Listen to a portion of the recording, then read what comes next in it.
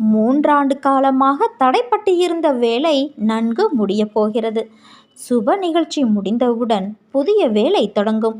நீ பிரயாணத்திற்காக திட்டமிடுகிறாயல்லவா?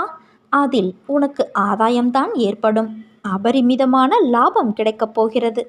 ஏன் உனக்கு யாரும் இல்லை என்று புலம்புகிறாய்? நான் உன்னோடு தான் இருக்கிறேன் என்று உணர்ந்தும் ஏன் இப்படி மறுபடியும் புலம்புகிறாய்? இவ்வுலகில் யாரும் உனக்கு இல்லை என்றாலும் என் துணை உனக்கு எப்போதும் இருக்கும். முந்தைய ஜென்மத்தின் வாழ்க்கை உனக்கு ஞாபகம் இருக்காது. ஆனால் உன் கடவுளான எனக்கு தெரியும். நம் உறவு ஜென்ம ஜென்மமாய் தொடர்கிறது.